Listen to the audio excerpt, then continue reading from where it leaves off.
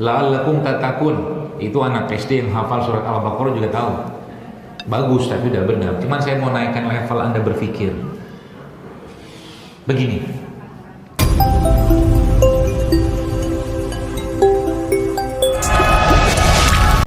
Contoh lagi. Tadi sholat, simpan dulu satu sholat. Oke. Sekarang kita akan bahas puasa. Apa tujuan puasa? Hah?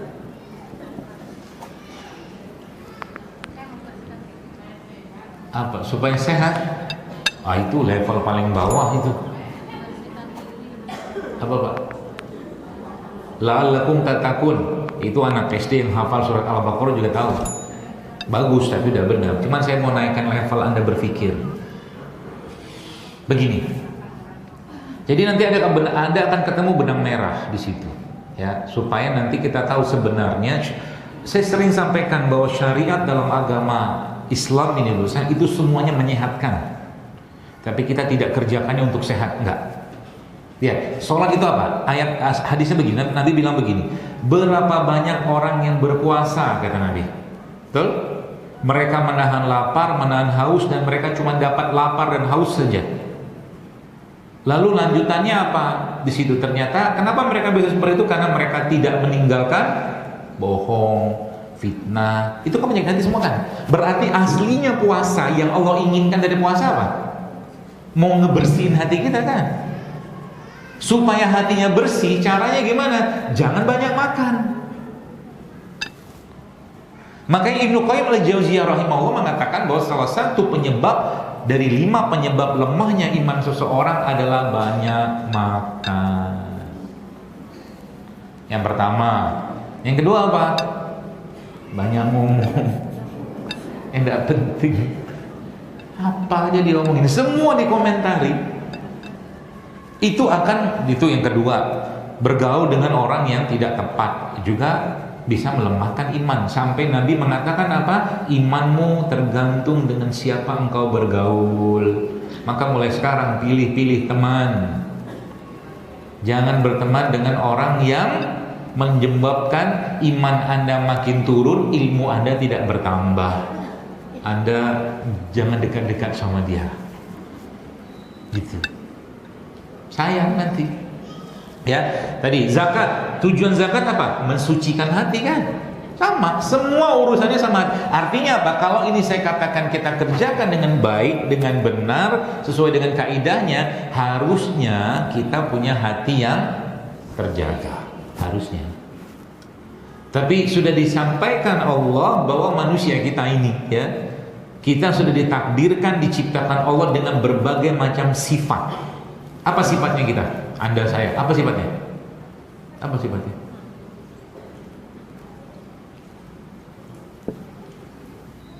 Malas nggak ada dalam Al-Quran. Kalau saya sebutin, Anda pasti ingat ayat ini. Atau kalau nggak ingat, ya tahu sekarang lah. Innal insana khuliqa halu'a. Apa itu? Berkeluh kesah. Ya kan? Hobi nggak? Hobi dong. Apalagi hobinya kita? Innal insana zoluman jahula. Apa itu zoluman? Zoluman itu dia apa, bentuk jamak, zolim. Jahula itu apa? Jahil. Itu sifat kita. Maka Nabi kita alaihissalam menjelaskan kepada kita, sekalian, kita juga pernah dengar hadis ini. Aisyah radhiyallahu anha mengatakan begini. Beliau bilang begini. Nabi itu akhlaknya adalah apa? Quran. Sekarang saya tanya. Kalau bisa jawab, saya kasih hadiah benar. Bawa duit enggak? Enggak bawa duit saya. Mana saya kasih duit? Beneran. Keren ya kalau Anda bisa tahu. Ya, kalau bisa tahu dua, akhlaknya yang disampaikan Aisyah itu yang kita ambil dari Al-Quran, nomor satunya apa, nomor duanya apa, saya kasih uang 500.000. Kalau tahu. Tapi saya berhusnuzon, Anda belum tahu.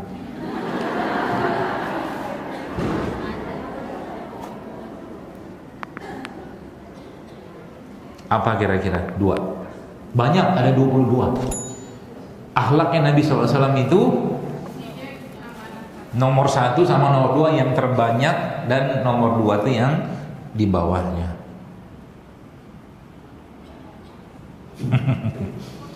Kameramen saya bilang dia tahu. Anda mau tanya dia nggak?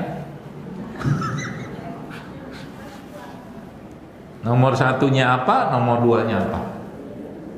Karena ada urutannya. Paling banyak akhlak yang disebutkan dalam Al-Quran itu apa?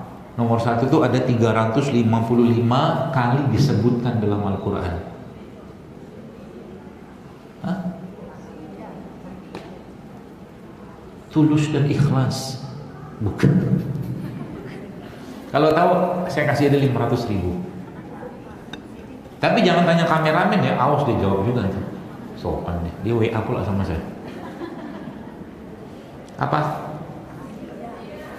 Harus benar dua-duanya baru dapat hadiah. Nomor 1-nya apa, nomor 2-nya apa, atau mungkin ya kebalik sedikit tidak apa-apa lah, tapi benar dua-duanya. Tidak bisa, Anda nggak bisa cari ini di sini, tidak bisa. Karena di buku, ada buku ditulis seorang ulama, dia penasaran sebenarnya yang dimaksud Aisyah itu akhlak seperti apa, dan kalimat dalam Al-Quran itu apa, sehingga menyebabkan itu menjadi nomor 1 sekitar 350-an kali sebut Al-Quran akhlaknya Nabi itu.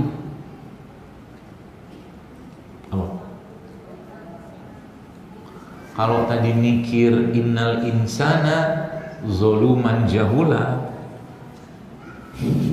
kita ada clue-nya, tapi sudah saya tutup saja. 500.000-nya close ya? Ada masalah. Anda kayaknya udah banyak tabungannya. Buat saya juga.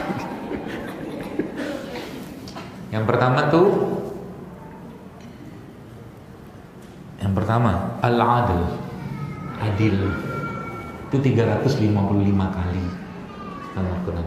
Seluruh Quran itu kata adil ada 355 kali. Lawannya adil apa? Nggak adil lagi, zolim kan? Nah itu paham saya. Kalau saya kasih clue-nya tadi innal insana zoluman jahula. Jadi kalau mau melawan sifat zolim itu maka harus ada keadilan dalam diri kita. Yang pertama. Yang nomor 2 340 kali. Apa? Ada dikatanya malla yarham la yurham. Apa kira-kira sifatnya, akhlaknya?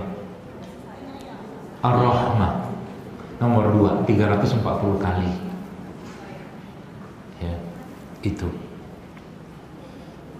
Ada lagi yang ketiga, tapi sudahlah cukup 2 aja.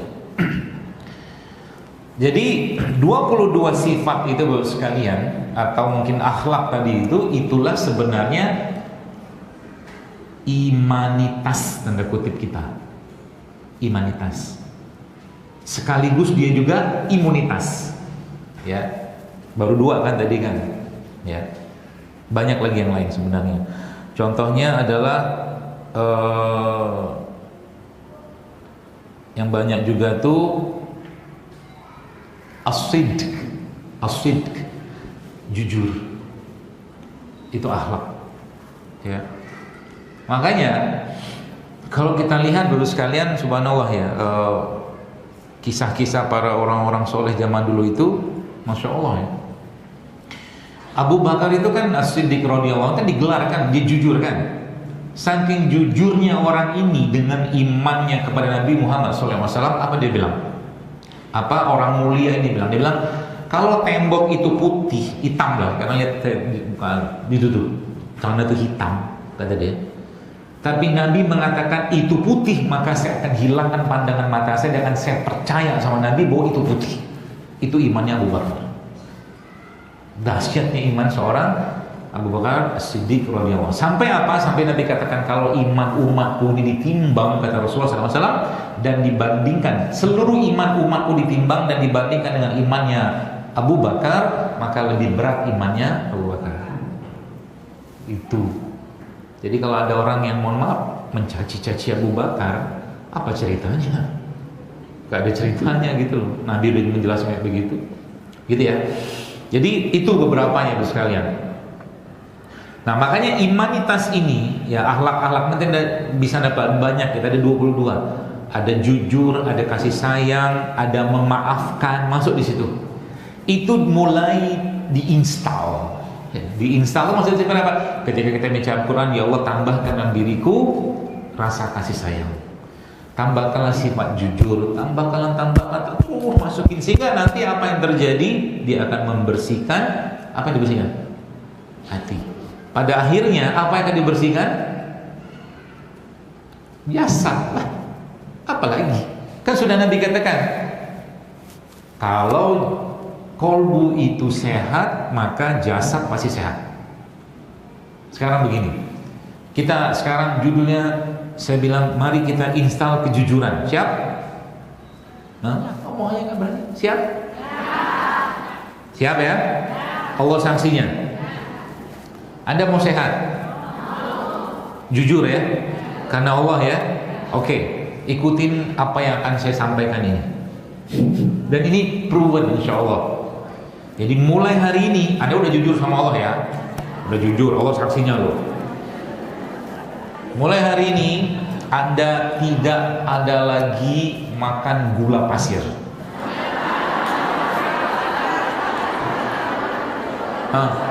Macam mana?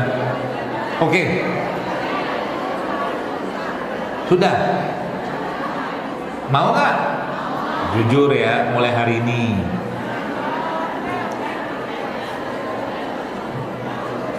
Jadi kalau Anda mau sehat, jangan ada gula pasir.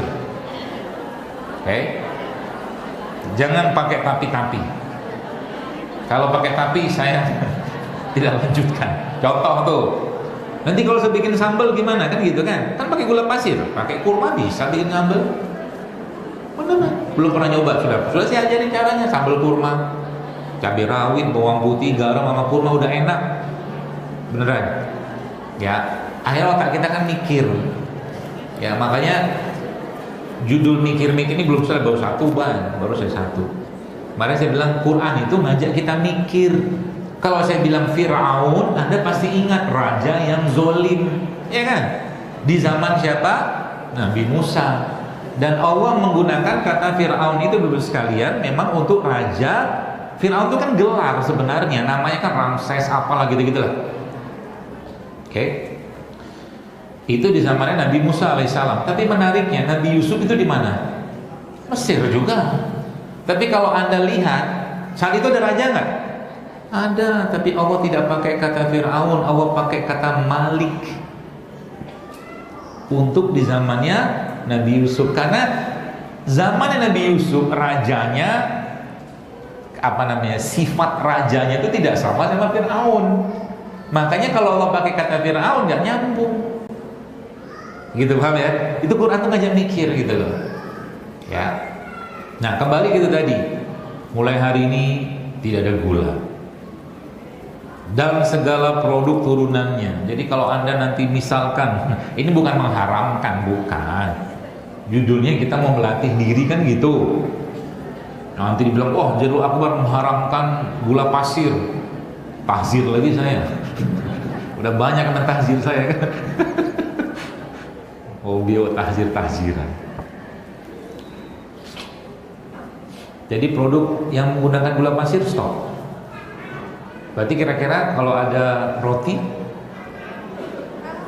makan nggak? Makan lah, halal.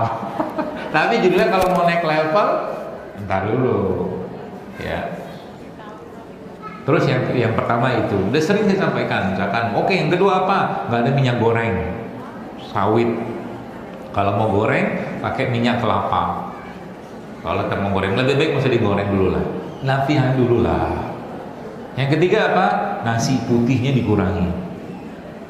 Ya, nanti saya kurus, tenang. Saya bukan penganut diet tidak makan karbo. Saya makan karbo juga kalau perlu. Kalau perlu makan karbo tidak apa-apa. Anda bisa makan kentang, makan ubi, makan apa, nggak mesti nasi. Misalkan begitu nasinya nanti Anda harus topping dan modified sedikit. Oke? Itu nasi. Kemudian yang terakhir apa? Terigu. Udah. Cuma 4. Kerjain aja selama 2 minggu ke depan. nanti badan Anda mulai bereaksi itu. Coba aja. Jadi sekarang kalau Anda misalkan dikasih makan nasi goreng, ada nasi goreng, ada bakwan 2, ada kerupuk sama es teh manis.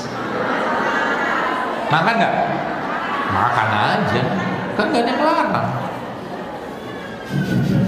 Ya, nggak diharamkan juga, nggak boleh juga kita mengharamkan. Tapi babnya yang saya maksud di sini adalah kapan kita mau naik level, itu dia. Misalkan Anda makan nasi goreng, apa-apa, nasi goreng itu ada 2 produk di nasi goreng itu yang tinggi serat. Ya, yang pertama daun seladanya yang sering dijadikan hiasan, ya kan? Betul lah. Dia hiasan cantik sekali itu, menghiasi pinggir-pinggir nasi goreng. Itu yang pertama. Yang kedua apa? Acarnya. Gitu. Jadi kalau Anda mau makan nasi goreng, saya kasih cara makan nasi goreng ala saya. Nasinya nggak usah banyak-banyak, 2 sendok aja. Lebihnya nanti daun seladanya Anda banyakin, acarnya Anda banyakin, sama telurnya dibanyakin. Dijamin kenyangnya lama, karena karbo tidak akan memberikan sensasi kenyang. Coba kalau orang yang makan karbo pengen makan lagi ya? Makan, karena karbo itu sinyal kenyang yang dia berikan nggak bisa kayak protein. Itu rumusnya.